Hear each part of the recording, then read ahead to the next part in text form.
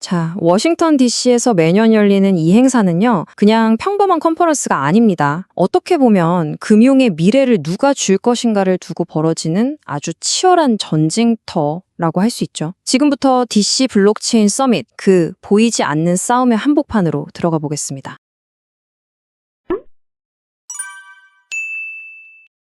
이 그림 한 장이 지금 상황을 딱 보여줍니다. 한쪽에는 1조 달러가 넘는 가치를 지닌 이 엄청난 혁신 기술이 있고요. 다른 한쪽에는 거의 100년 전에 만들어진 낡은 규칙이 버티고 있는 거죠. 이 둘이 지금 정면으로 꽝 부딪히고 있는 거예요. 그러니 얼마나 불확실성이 크고 또 이 판에 걸린 돈이 얼마나 어마어마하겠어요. 그럼 이제 이야기의 첫 장, 바로 혁신과 규제의 만남부터 시작해 볼게요. 사실 이 근본적인 긴장감, 이 팽팽한 줄다리기를 이해해야만 지금 암호화폐 정책을 둘러싸고 벌어지는 이 모든 일들의 진짜 속내를 제대로 파악할 수 있습니다. 규제의 불확실성.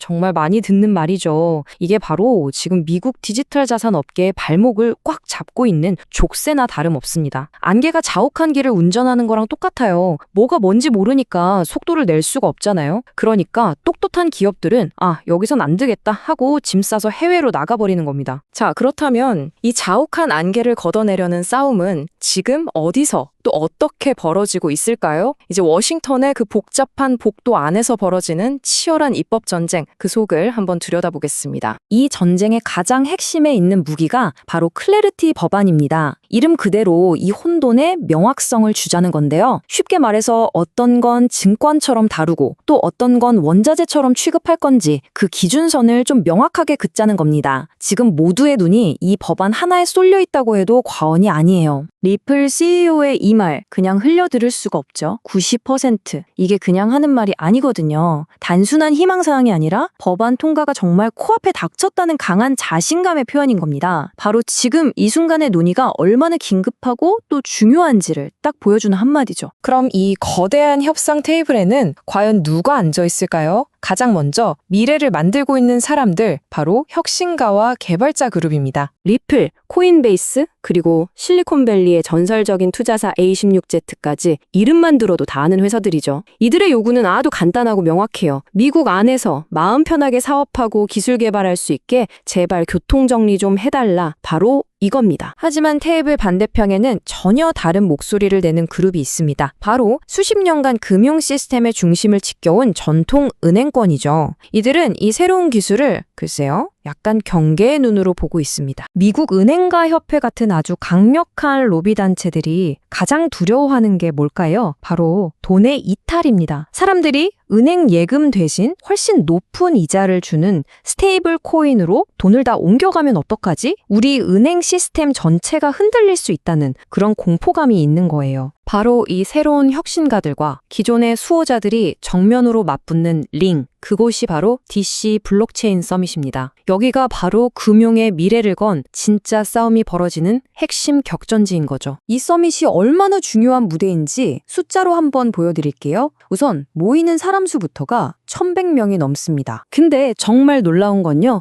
이 사람들 중 무려 70%가 C레벨, 그러니까 회사의 방향을 결정하는 최고의 임원들이라는 사실입니다. 그냥 실무자들이 아니라 결정권자들이 직접 오는 거예요. 그리고 이 거물들을 만나려고 미국 의회에서 의원들이 30명 넘게 직접 이 자리를 찾습니다. 이게 뭘 의미하겠어요? 정책을 만드는 사람과 산업을 이끄는 사람이 한자리에 모인다는 거죠. 이 행사를 주최한 사람의 한마디가 모든 걸 말해주죠. 이론에서 실천으로. 맞습니다. 여긴 그냥 앉아서 토론만 하는 곳이 아니에요. 실제 정책과 비즈니스가 바로 이 현장에서 만들어지고 있다는 뜻입니다. 자, 그럼 이렇게 대단한 사람들이 다 모여서 대체 무슨 얘기를 할까요? 앞으로 열릴 서밋의 테이블 위에는 과연 어떤 뜨거운 주제들이 올라와 있을까요? 와, 이 의제 목록만 봐도 무게감이 엄청나죠? 단순히 법을 어떻게 적용할지를 넘어서 국가 안보, 그리고 디파이라고 불리는 탈중앙 금융과 전통 금융의 통합 문제, 심지어는 디지털 달러의 미래까지 말 그대로 금융의 미래 전체가 이 테이블 위에 올라와 있는 겁니다. 그리고 이 서밋의 진짜 백미는 바로 이 정면 대결 구도입니다. 신시아 루미스 상원의원 같은 규제 책임자와 코인베이스의 CEO가 한 무대에서 얼굴을 맞대고 직접 토론해 버리는 거죠. 이메일이나 보고서로 주고받는 게 아니라 진짜 살아있는 대화가 오가는 바로 그 순간입니다. 자, 지금까지 좀 자세히 들여다봤는데요.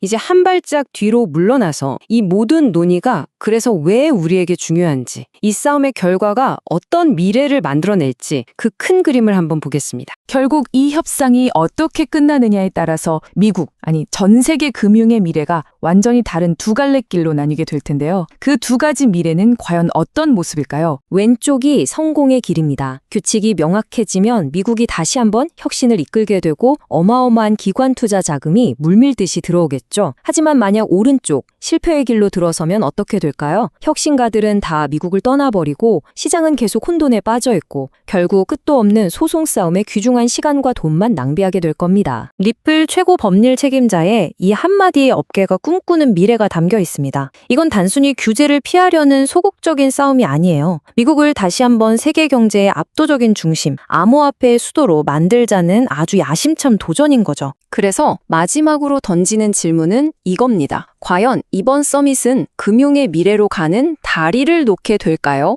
아니면 그 길을 가로막는 벽을 쌓게 될까요? 그 결과에 따라서 여러분의 자산과 우리가 마주할 기술의 미래가 완전히 뒤바뀔 수도 있습니다. في أكمل